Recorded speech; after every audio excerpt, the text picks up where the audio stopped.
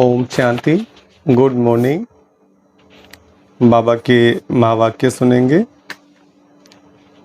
23 जून 2023 बाबा के महावाक्य हैं। बाबा कहते, मीठे बच्चे, तुम सबका प्राण आधार आया है तुम्हें जम घटों के दुखों की पीड़ा से छुड़ाने। वह तुम्हें स्वर्ग का वर्षा देता, वह सर्वव्यापी नहीं है। प्रश्न है, इस राजयोग में कौन सा योग सदा कंबाइंड है? उत्तर, इस राजयोग में प्रजा योग सदा ही कंबाइंड है, क्योंकि राजा रानी के साथ साथ प्रजा भी चाहिए। अगर सब राजा बन जाएं तो किस पर राज्य करेंगे? सब कहते हैं हम राजा महारानी बनेंगे, हम राजयोग सीखने आए हैं, परंतु राजा रानी बनने के लिए तो बहुत हिम्मत चाहिए, पूरा बल होना चाहिए। बाप पर पूरा बलि चढ़ें तब राजाई में जा सकें। गीत है प्रीतम आन मिलो। ओम शांति। प्रीतम को कौन बुलाते हैं? प्रीतमा को सजनी व भक्ति कहा जाता है। प्रीतमा को सजनी व भक्ति कहा जाता है। बुलाते हैं साजन को, भगवान को अथवा बाप को। इसमें सर्वव्यापी का ज्ञान तो ठहरता नहीं। प्रीतम को बुलाते हैं कि आन मिलो। जीव आत्माएं अपने परमपिता परमात्मा को बुलाती हैं, ओ परमपिता परमात्मा आओ रहम करो। स्वर्ग में तो ऐसे नहीं बुलाएंगे, बरोबर यह दुख धाम है। तो प्रीतम को बुलाते हैं। प्रीतम भगवान एक है, क्रिएटर एक है, विश्व अथवा सृष्टि का चक्कर भी एक है। बच्चे जानते हैं कि कलयुग से फिर सतयुग होगा, सतयुग में फिर से एक आदि सनातन देवी देवताओं का राज्य होगा। यह नॉलेज है ना? तुम बच्चे जानते हो प्रीतम कैसे आए हैं। शिव तो है निराकार, तुम सब निराकारी आत्माएं हो, यहाँ आए हो पाठ बजाने। अब निराकार बाप कैसे आया? राजयोग किसने सिखलाया? श्री कृष्ण तो सतयुग स्थापन करने वाला नहीं है, उनको रचयिता नहीं कहेंगे। सभी जीव आत्माओं का प्रीतम एक परमपिता परमात्मा क्रिएटर निराकार को कहेंगे। कहते हैं मेरा जन्म शिव जयंती मनाते हैं। मेरा जन्म कोई श्री कृष्ण सदृश्य नहीं होता, श्री कृष्ण के समान नहीं होता। श्री कृष्ण माँ के गर्भ से कैसे जन्म लेते हैं? वह भी बच्चों को साक्षात्कार कराया हुआ है। बाप कहते मेरा नाम रुद्र भी है, गीता में भी है। यह रुद्र ज्ञान यज्ञ अर्थात शिव का रचा हुआ यज्ञ।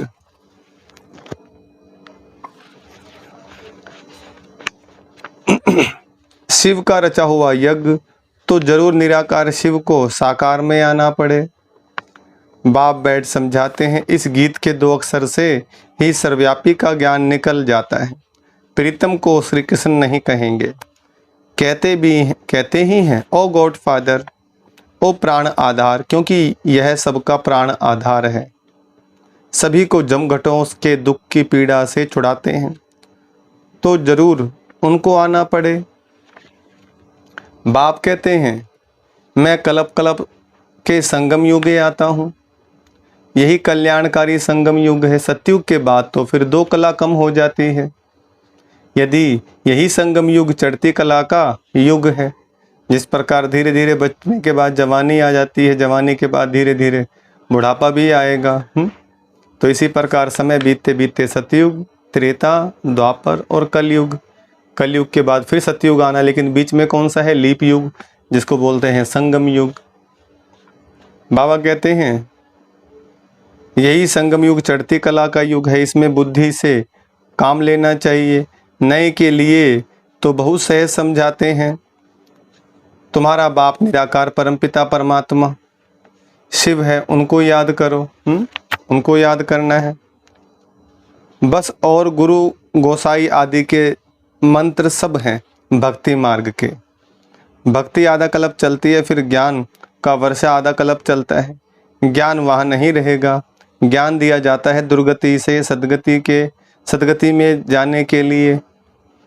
गुरु का काम है शिष्य अथवा फॉलोअर्स की गति सदगति करना, परंतु वे जानते नहीं कि गति सदगति क्या होती है। गाते भी हैं सर्व का सदगति दाता राम। पतित पावन सर्व सीताओं का राम। बच्चे जानते हैं कि सतयुग में एक ही धर्म रहता है, सूर्यवंशी राज्य चलता है। फिर राम राज्य त्रेता में 2 कला कम हो जाती है। वहाँ रावण आदि होते नहीं, कोई उपद्रव की बात नहीं। यह सारी दुनिया लंका है, रावण का राज्य है। इस समय सब मनुष्य बंदर से बदतर हैं, क्योंकि सभी में 5 विकार प्रवेश हैं।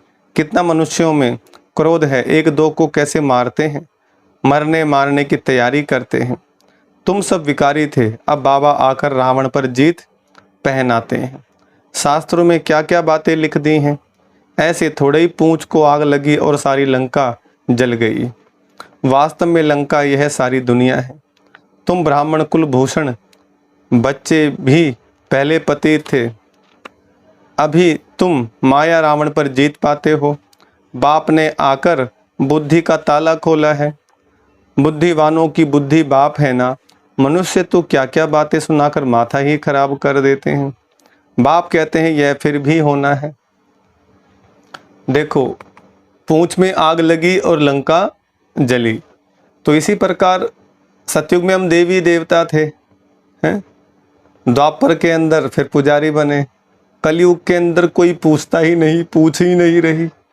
अब पूछ माना पूछ में आग लगना। जब कोई पूछता नहीं, रिस्पेक्ट नहीं देता, तो मतलब क्या है, फिर सम्मान नहीं मिल रहा। तो बाबा कहते हैं पूंछ में आग लगेगी तो लंका जलेगी। इसी प्रकार बाबा कहते हैं अभी बाबा तो हमें मान सम्मान दे रहा है। अभी जो दुनिया में जो आप चीज़ चाहते हो वो मिलेगी नहीं, इसलिए भगवान हमें सम्मान दे रहा है। भगवान पूछ रहा है, दुनिया वाले पूंछ में आग लगाएंगे, हैं? दुनिया वाले नहीं पूछेंगे। जिस प्रकार अंगद को भी बैठने के लिए सिंहासन नहीं दिया था, तो उन्होंने अपनी पूंछ का सिंहासन बनाया। तो इसी प्रकार बाबा कहते हैं तुम राम के दूत हो, शिव बाबा का संदेश सुनाने वाले। तो अभी तुम ही लंका में आग लगाने वाले हो। ये संसार क्या है, रावण की लंका है पृथ्वी, और इसको हम ही बच्चे जलाते हैं। तो बाबा कहते हैं यह फिर भी होना ही है। सर्वव्यापी का ज्ञान पहले नहीं था। कहते थे परमात्मा बेअंत है, बेअंत कह फिर उनको सर्वव्यापी कहना कितनी बड़ी भूल है।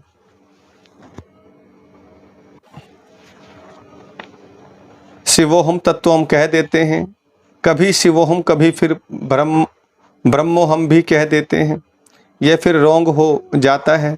ब्रह्म तो रहने का स्थान है, शिव बाबा ब्रह्म तत्व में रहते हैं, इसलिए उनका नाम ब्रह्मांड है।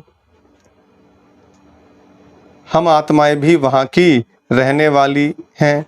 वे लोग फिर शिव को नाम रूप से न्यारा कह देते हैं। यह सब समझाने की बातें हैं ना। सो भी जब एक हफ्ता रेगुलर समझे, तब ज्ञानी से चोली रंग जाए, तब ज्ञान से चोली रंग जाए। समझाना है तुम्हारा बेहद का बाप भी है, जिससे भारत को जीवन मुक्ति का वर्षा मिलता है। बाकी सबको मुक्ति का वर्षा मिलता है। जीवन मुक्ति किनको मिलेगी? जो पुरुषार्थ करेंगे, बाबा की श्रीमत पर चलेंगे, रोज मुरली ज्ञान योग करेंगे, अपने संस्कारों को परिवर्तन करेंगे, हैं? सतयुग में उतना उतना ऊंचा पद पाते जाएंगे वो। बाकी मुक्ति सभी को मिलेगी, परमधाम में तो सब पहुंचेंगे। बच्चे अभी नाटक पूरा हुआ, तुम्हारे 84 जन्म पूरे हुए, इतना समय पाठ बजाया है, अब फिर वापस जाना है। बाप आकर हमारे लिए राजधानी स्थापन करते हैं, तो जरूर संगम पर स्थापन हो। तब तो सतयुग में तुम वर्षा लो। तुमको कितना अच्छा कर्म सिखलाते हैं। लक्ष्मी नारायण ने क्या किया जो ऐसे ऊंच बने? अभी तुम जानते हो बाबा राजयोग सिखलाते हैं। सतयुग में थोड़े ही सिखलाएंगे, वहां तो है ही लक्ष्मी नारायण का राज्य। यह है कल्याणकारी संगम युग, इसमें अच्छी रीति पुरुषार्थ करना है। बाप कहते हैं ये देह का भान छोड़ अपने को आत्मा निश्चय कर मुझ बाप को याद करो। तुम धक्के खाकर थक गए हो। ब्रह्मा मुख वंशावली ब्राह्मण ब्राह्मणियां ही त्रिकालदर्शी बनते हैं। बनाने वाला है बाप। सुदर्शन चक्र भी तुम फिराते हो। विष्णु कोई त्रिकालदर्शी नहीं है, उन्होंने फिर विष्णु को अलंकार दे दिए हैं। वास्तव में त्रिकालदर्शी तुम ब्राह्मण बनते हो। वर्णों को भी समझाया है। चोटी है ब्राह्मण वर्ण, भारतवासी चित्र बनाते हैं, चोटी देते नहीं, ब्राह्मण वर्ण गुम कर दिया है। प्रजापिता ब्रह्मा है ना, तो पहले ब्राह्मण की चोटी होनी चाहिए, अभी तुम मुख वंशावली ब्राह्मण बने हो। गीत में भी सुना प्रीतमान मिलो, सर्वव्यापी की बात नहीं, अभी तुम प्रीतमाएं प्रीतम के सम्मुख बैठी हुई हो। प्रीतम अपना स्वर्ग का वर्षा दे रहे हैं, कितना अच्छा प्रीतम है। कहते हैं श्री कृष्ण ने भगाया पटरानी बनाने, परंतु समझते नहीं पटरानी क्या चीज होती है। अभी तुम जानते हो और स्वर्ग का महाराजा महारानी बनने के लिए पुरुषार्थ करते हो।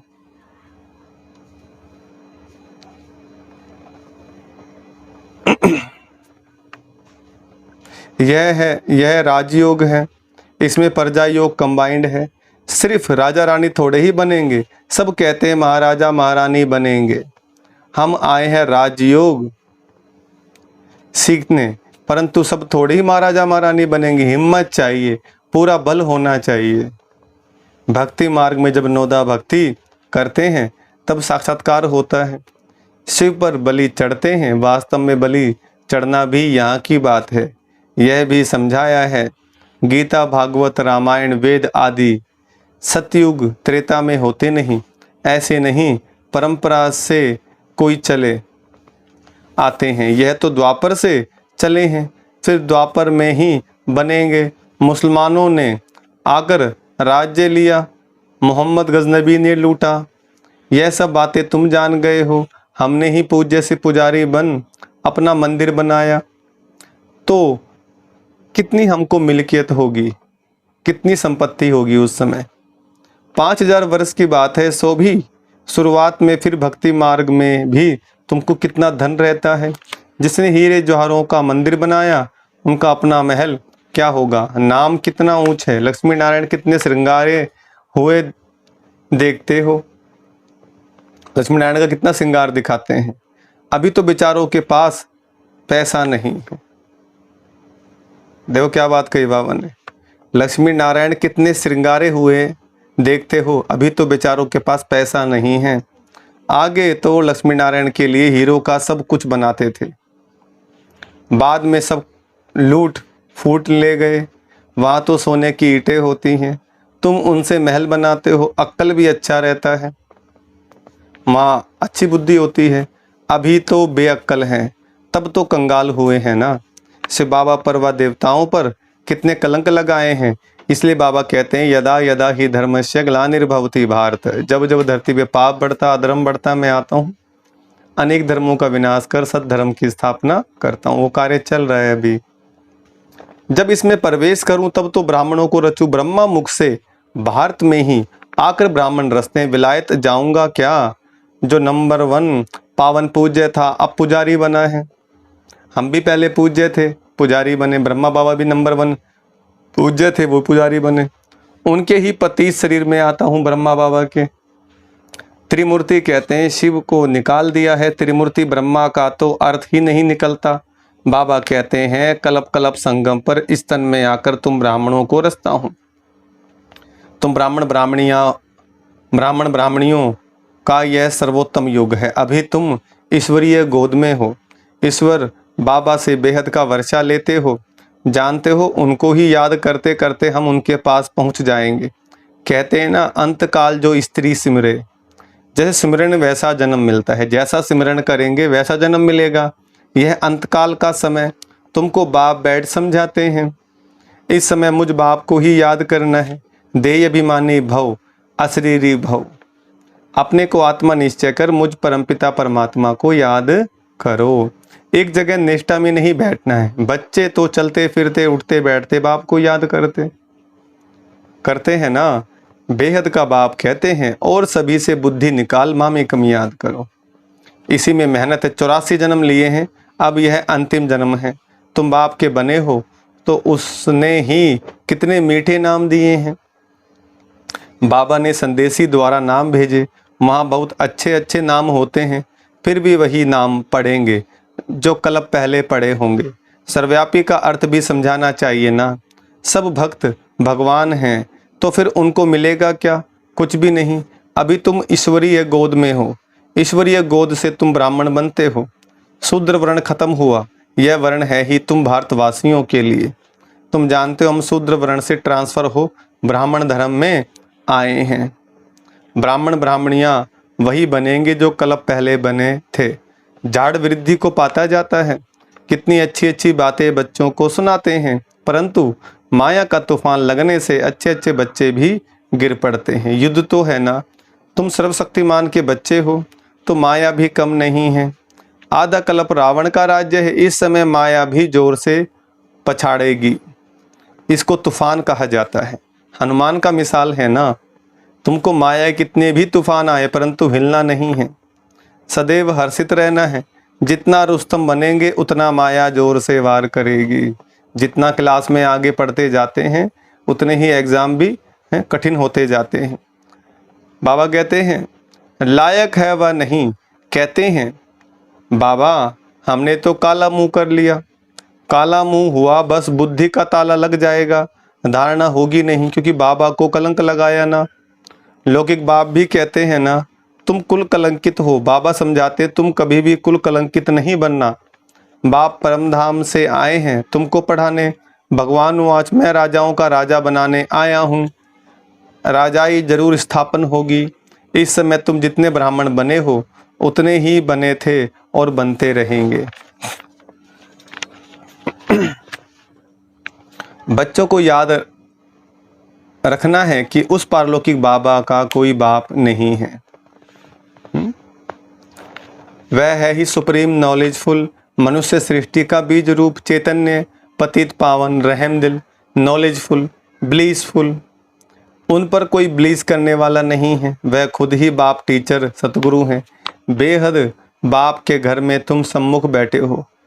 यह ईश्वरीय कुटुंब वृद्धि को पाते जाएंगे। 84 का चक्कर भी बुद्धि में याद है। हम सो देवता इतने जन्म, हम सो क्षत्रिय इतने जन्म, फिर हम सो देवता बनेंगे। माया दुख धाम बनाती है, बाप आकर सुखधाम बनाते हैं। कितना सहज है। खूब पुरुषार्थ करना चाहिए। अब का पुरुषार्थ कल्प कल्प के लिए तुम्हारा पुरुषार्थ बन जाएगा। कहेंगे कल्प कल्पांतर हम ऐसा पुरुषार्थ करते आए हैं।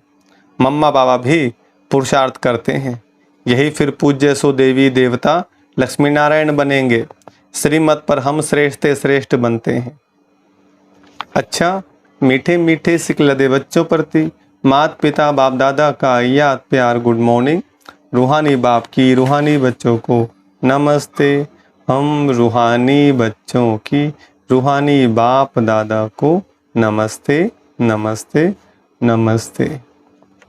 धारणा के लिए मुख्य सार है। पहला पॉइंट, इस अंतकाल के समय एक बाप को ही याद करने का अभ्यास करना है, अशरीरी बनना है। दूसरा पॉइंट, कभी भी कुल कलंकित नहीं बनना है, माया के तूफानों में हिलना नहीं है, सदा हर्षित रहना है।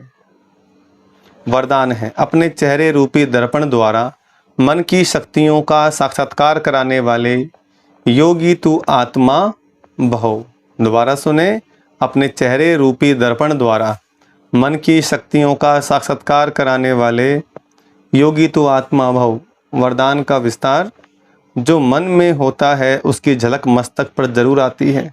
ऐसे नहीं समझना कि मन में तो हमारे बहुत कुछ है, लेकिन मन की शक्ति का दर्पण चेहरा अर्थात मुखड़ा है। कितना भी आप कहो हमारा योग तो बहुत अच्छा है, हम सदा खुशी में नाचते हैं, लेकिन चेहरा उदास देख कोई नहीं मानेगा। पा लिया, इस खुशी की चमक चेहरे से दिखाई दे। खुश चेहरा नहीं दिखाई दे, खुशी का चेहरा दिखाई दे, तब कहेंगे योगी तू आत्मा। स्लोगन है, जब सरल स्वभाव, सरल बोल, सरलता संपन्न कर्म हो, तब बाप का नाम बाला कर सकेंगे। जब सरल स्वभाव, सरल बोल, सरलता संपन्न कर्म हो, तब बाप का नाम बाला कर सकेंगे। अच्छा, ओम शांति।